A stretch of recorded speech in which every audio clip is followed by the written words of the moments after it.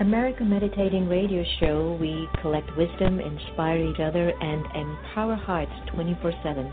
Hi, I'm Sister Jenna. Join me and guest on Blog Talk Radio as we amplify stories that compel us to be more for ourselves and everyone else around us.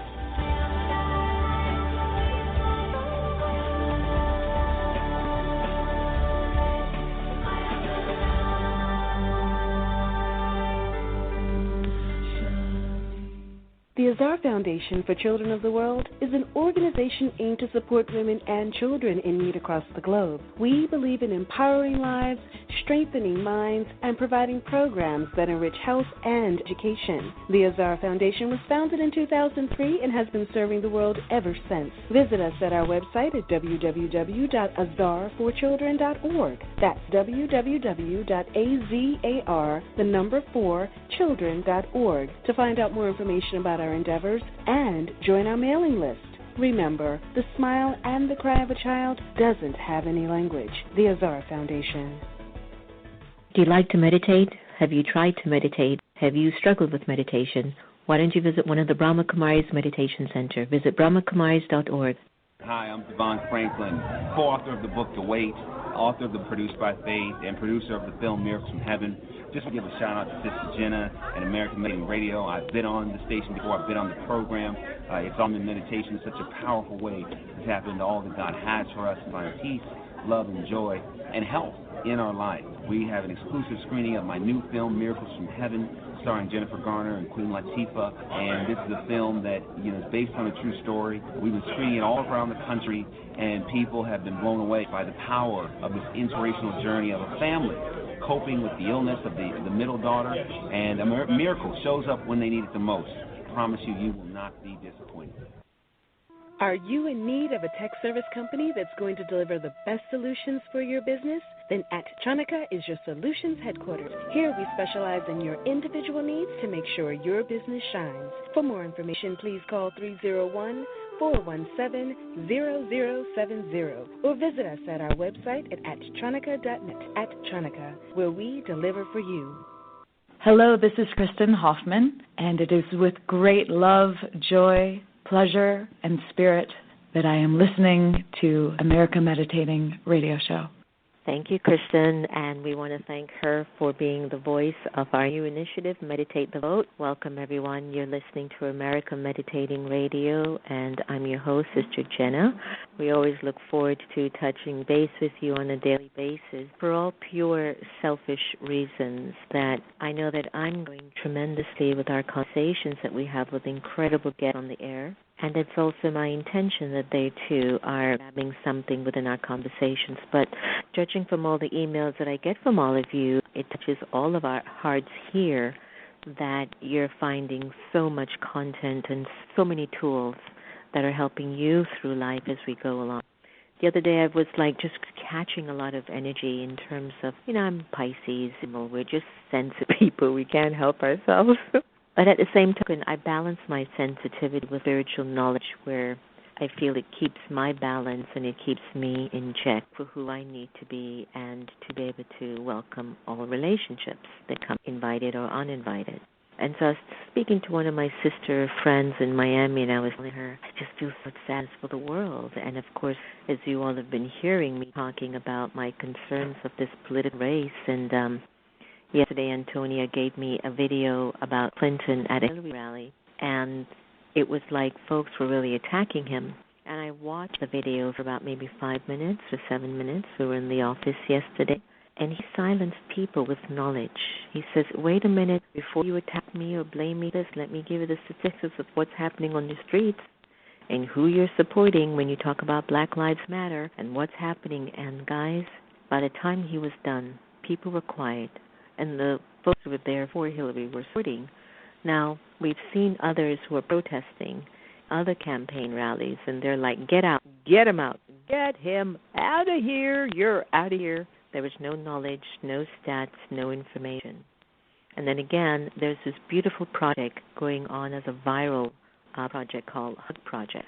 And I think it was A or something, or somebody went around to a Bernie Sanders rally, and he got so many hugs from so many people. So I'm just sharing that here are 3 different personalities, and look at how 3 of these particular, rallies or get-togethers were handled.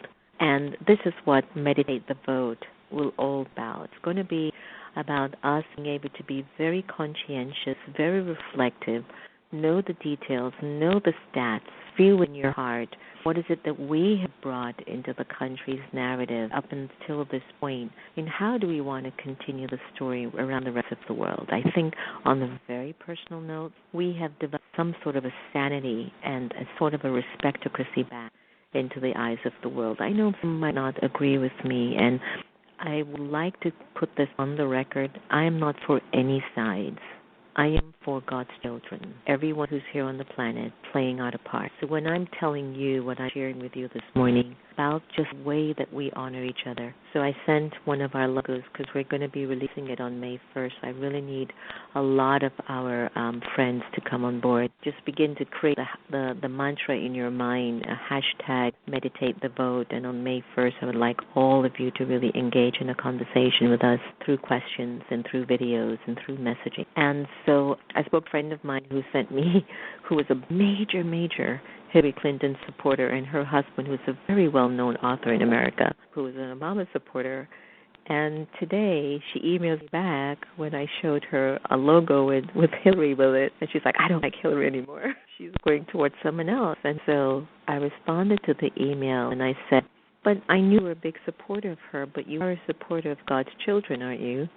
She sent me back a smiling lesson. Why do you always shut me up? So why I would just like to begin to plant the seed in your awareness is that Meditate the Vote is about honoring all of God's children, and it's about just simply getting the stat, really thinking deeply from your own conscience and sense of what you know, not just listening to entertainment and theater, but what is it that you would like for your children to uphold in this great country. Stay tuned. We're going to have the wonderful Allison Carmen on the air, and definitely Allison's going to be telling us about this upcoming book, or this book that she's got, Book of Maybe, and the gift of May, finding hope and possibility in uncertain times. And right before I go to Allison, why don't we turn the lines over to Sister Gita and have her give us a reading. Sister Gita? Good afternoon to all of us beautiful souls on the journey of remembering who we are, our origin. This is taken from the book Beautiful Souls, something that they will find peace and happiness when the chaos and confusion in their lives finishes. Is it true? However, confusion is like a mountain. The mountain will not move. The best way past it is over or around. In the same way, when I lift my mind and intellect out of the fusion of life, I am more easily able to see it for what it really is, an obstacle.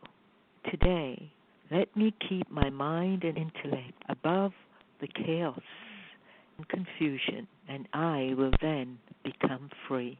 Om Shanti. That's the answer to our upcoming challenge. Be it a challenge or be it whatever, an asset or be it a benefit, whatever it is, what it is. Let us keep our mind and intellect above the chaos and confusion.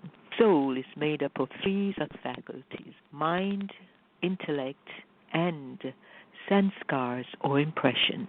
So oftentimes what's churning within us are the old acquired qualities, and they represent the mountains. So let's lift up, and then we will see them clearly for what they are. Just acquired habits, but they're not me. I am peace. I am love. I am purity. I am bliss. I am truth.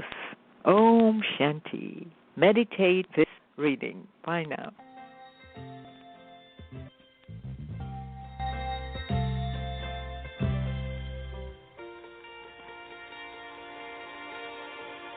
Reach out and touch somebody's hand. Make this world better if you can. Reach out and touch somebody's hand. Make this world better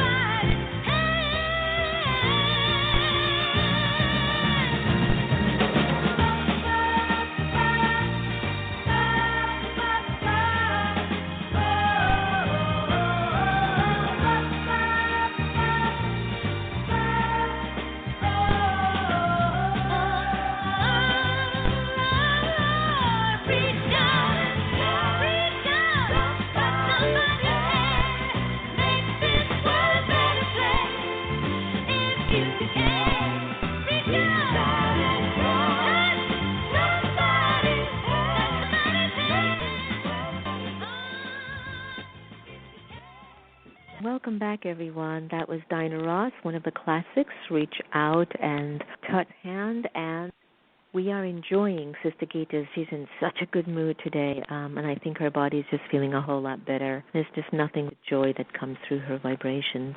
The American Meditating Radio is happy to welcome Allison Carmen. After 15 years of practicing law, Allison found hope and freedom when she discovered the mindset of maybe. Today, Allison works as a life coach and business consultant with a wide variety of clients, from entrepreneurs and owners of multi-million-dollar companies to artists, attorneys, parents, and more. She's an act speaker and blogger whose writings appear on the HuffPost and Psychology Today, and she's now the author of the Book of Maybe and The Gift of Maybe, Finding Hope and Possibility in on tens of thousands of international followers who are embracing the mindset maybe. Deal with the fast-paced, changing economic and political landscape all over the world. She joins us today to discuss how adopting the mindset of maybe can reduce the stress and worry in our lives and just open doors to hope and possibility. So I'd like to warmly welcome my sweet sister, Allison.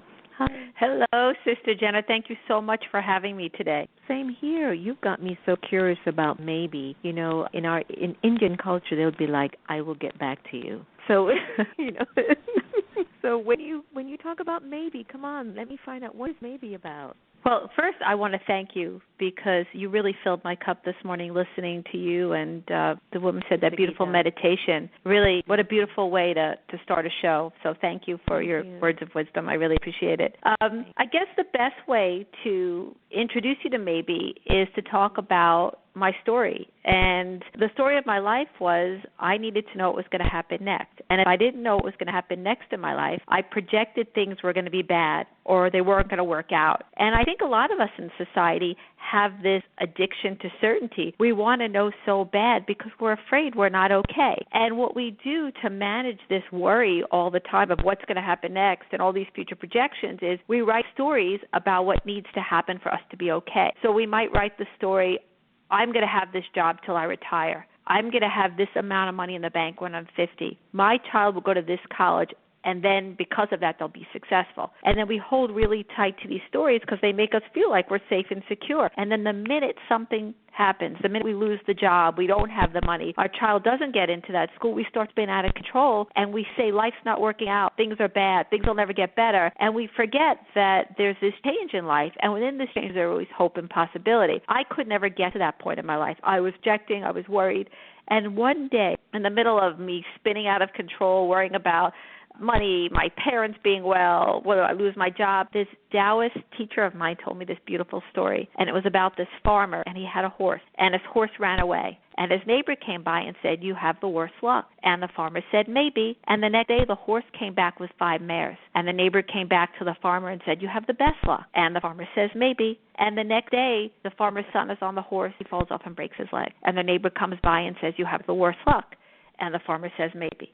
The next day, the army comes to take his son to war, but they can't take him because his leg is broken. And the neighbor comes by and says, you have best luck. And the farmer says, maybe. And in the Taoist tradition, it means things just change. They're neither good or bad. But for me, the minute I heard that story, all of a sudden I felt a pop in my chest, and I was filled with hope because I was so busy saying, if it's not working out today, it won't work out tomorrow. I can't see the change. And all of a sudden I started to play with this idea of maybe. I'm like, well, maybe things will change, and maybe I'm still okay, and maybe things will get better, and maybe what I'm thinking right now is not true. Maybe there are more possibilities. And it sounds so simple. I'm just using this one word, but this one word took me from this really narrow place in my mind where I felt worried and doomed to this open place where I saw uncertainty as my best friend, that within the unknown, there's all this hope, there's all this maybe, and it shifted my entire perspective. And it took me from a very suffering and worry and doom and gloom to openness, joy, and happiness just by realizing that every moment in life has this element of maybe. Well, that's powerful because I know that for many, many of us, uncertainty tends to frighten people the most, and playing safe somehow makes them feel like they're a little bit more secure. So, it's interesting that it has become something that has perhaps helped you to feel a little bit more empowered. And I'd love to talk to you more about that, because on one side of the spectrum, nobody likes to live in question, like, I have no idea.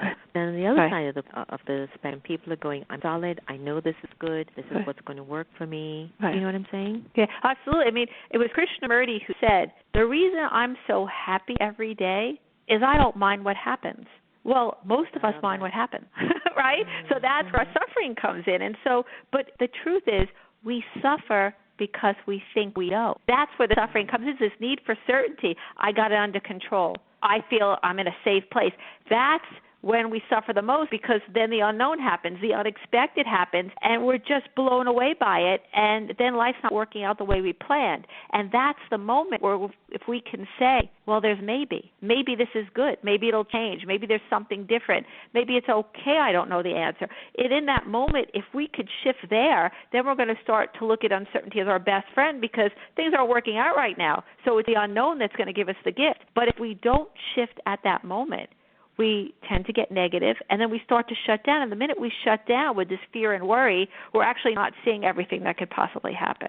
And what I think is really interesting, in the beginning of your show, you were talking about how there's a lack of tolerance that's going on right now between all the different rallies and how people are approaching all this discord in the election. But really what's happening is that we're seeing people's inability to deal with uncertainty. Because on the bottom of every relationship, our love life, our work, our political views, below that is our belief of how, not our belief, but how we deal with the unknown every day. Because people are afraid. They're afraid that people not agreeing with them is threatening them. They're afraid that if this candidate gets elected, they won't have a job, they won't have health care, the world won't be safe. And so this fear of uncertainty is causing this huge intolerance in the world. And if we could just kind of sit back a little bit and kind of realize that the unknown is going to offer us answers, and the only way we're going to get there is through patience and tolerance and being able to endure not knowing. So I think that we're seeing that the uncertainty is so unsettling for everybody. That's why everybody is getting so angry, because it's their underlying fear that they're not going to be okay. So this relationship we have with uncertainty is really dictates every part of our lives. And we're seeing it now, I think, in politics, and we're seeing it in, I guess, how America is shifting everywhere. Right now.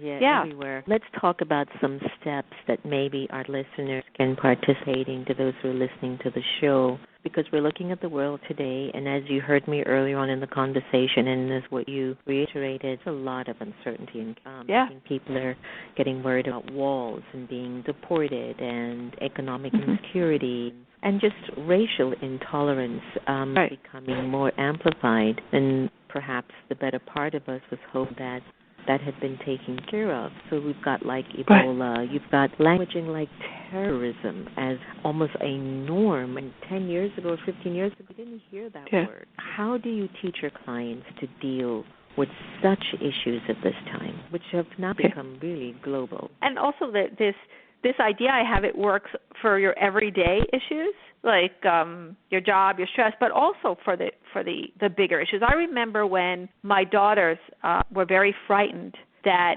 there was a fellow, Ebola, when the Ebola breakout happened, there was a fellow who was diagnosed in New York City. I live in New York City with Ebola, and he was on the subway, and he was at a bowling alley. And my children came home, and they were really frightened. Mom, what's going to happen? Everybody's saying this is going to spread. And all of a sudden you see this hysteria take over. Because if this fellow was on the subway, that means we're all going to die. I mean, that's what we do. We project what today means for tomorrow. So what this idea of a maybe does, it allows you almost calm the hysteria down in the moment and realize just because this is happening, it doesn't mean it's going to lead to that extreme, because there's maybe. And with my children, and I watch parents like not send their kids to school, not go on the subway anymore, and you see, and that's where things get more chaotic. It's our projection of what this moment means for tomorrow is where all the chaos happens. So what maybe does allows us to kind of center into the moment and realize, okay, this is happening, but it doesn't mean my greatest fear is going to come true. And so the great exercise to do, even if it's something little in your life or it's something big, is to first look at what's worrying you. Like, for instance, let's say your job is you're really stressed about your job and you think you're going to lose it. And then you're not going to be able to pay your rent, and then you're going to lose your home, and then you're not going to be able to pay for your children's school, because that's what happens. People take one thought and then they bring it into the rest of their life, and that's why they're not functioning well.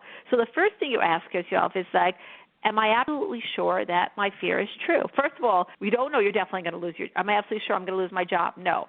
Am I absolutely sure if I lose my job, will I not get another job? No.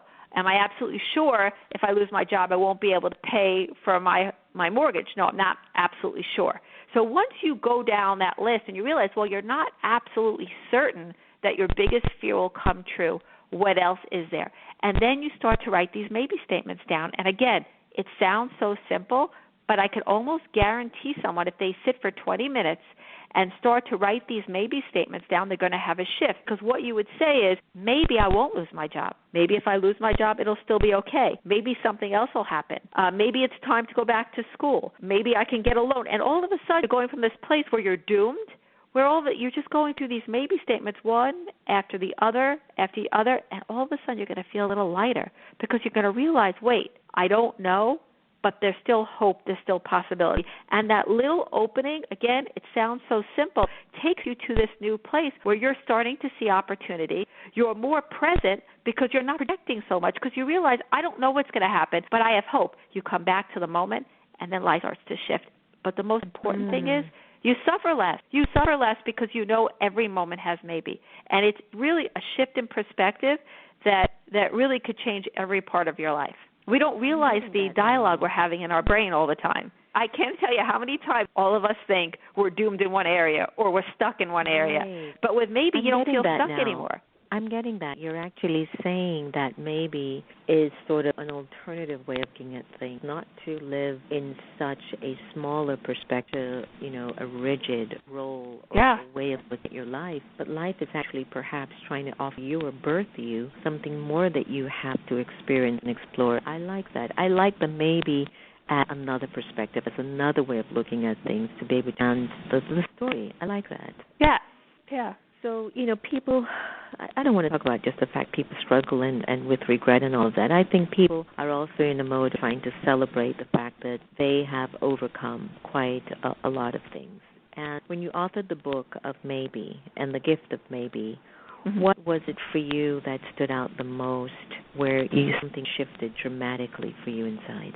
You mean when the book came out, or? Yeah, after you authored the book, right? Sometimes going through a process something, there are different, anxieties that emerge. And then when it was finally manifested and it's done and now it's out, was there something that really came crystal clear for you that you learned more about Allison?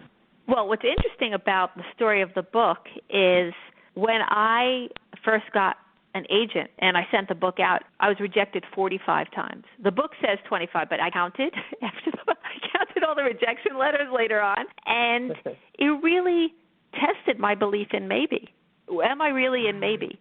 Because I could have said, this is never going to happen. People aren't getting it. My philosophy doesn't work. I should give up. And instead what I did is I engaged in maybe. And every time a rejection letter came in, because I was in maybe, I became more curious. It wasn't like, oh, they're saying this and I'm never going to have another opportunity. I would look at what they wrote and say, wow, that's interesting. Maybe I should look at this. Maybe this doesn't matter. Maybe this is just part of the path. And so there was so much less suffering along the way. So the rejection was actually a beautiful experience, because it just helped me live in maybe. And I ended up originally self-publishing the book because nobody would publish it. And then at some point, I was when the book was out, I gave it away for free for 3 days, and 30,000 people downloaded the book. And it became a bestseller because of that. And then all the big publishers came in, and I ended up with offers from a couple of different places. But through the whole thing, the greatest part about it is that it gave me an opportunity to live in maybe and see, can I be in this experience without suffering? Can I be in this experience and enjoy it? Because there were a lot of things happening that were great.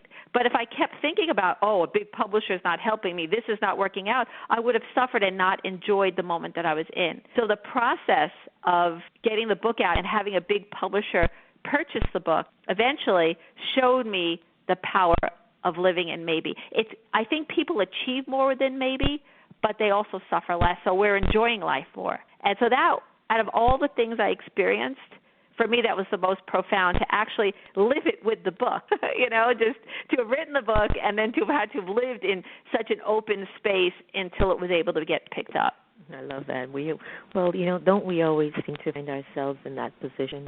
Sometimes we're teaching, and then life is this curveball, and then we really, really are the student, and something comes up and you realize so much for me to understand and learn about myself. And I think that's what makes these sort of conversations that you and I are having important, because when we're done, something's going to just emerge out of the ether, like, wow, that made it clear for me, and then we become better people. We're coming to a close of our beautiful conversation, and I can't let you go without maybe sharing with us how can the mindset of maybe, work towards like parents, the business sector, and in relationship, is it the same tool that would be needed, or do you find that they're a little bit different in these particular areas?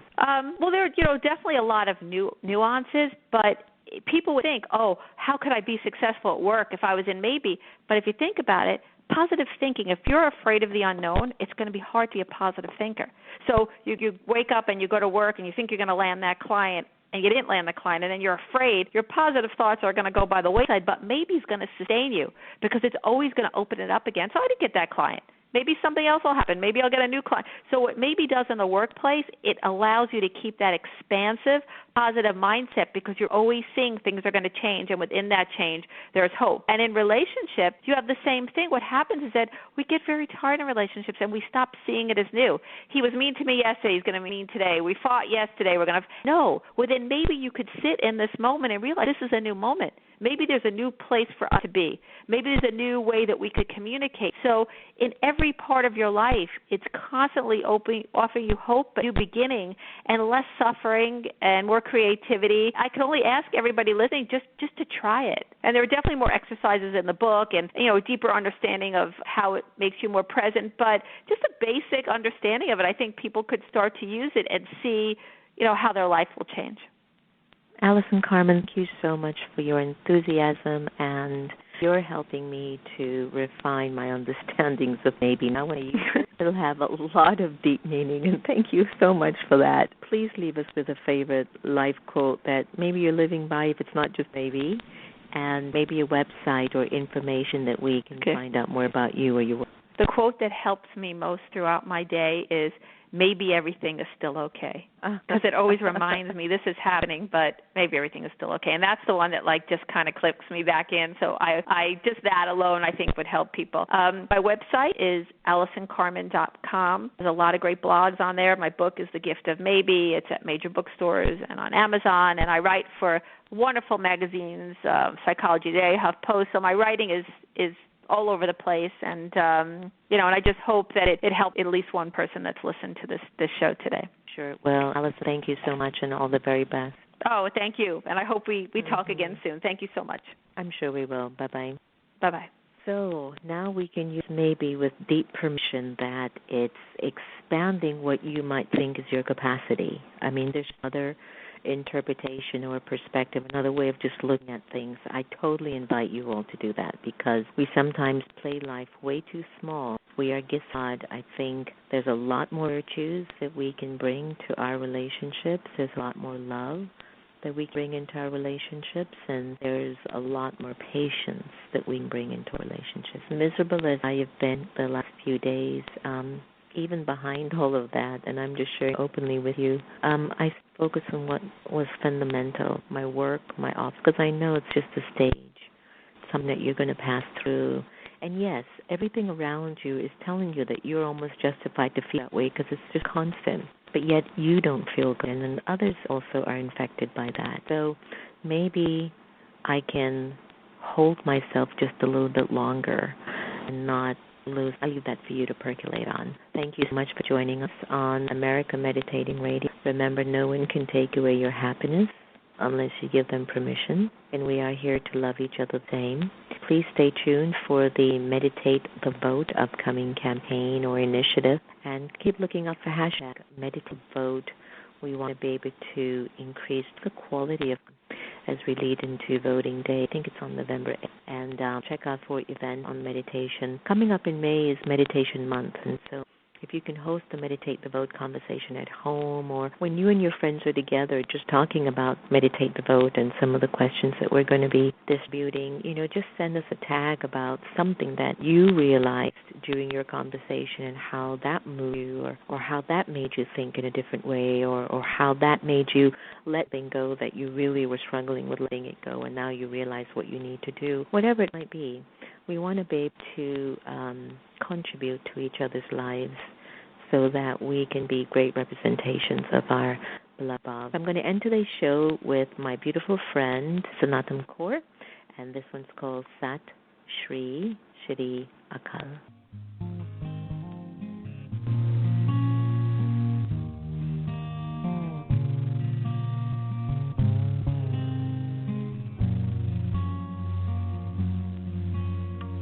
Sat Shri Shri Akal, Shri Akal, Mahakal, Mahakal, Satnam, Akal Murt Vaheguru.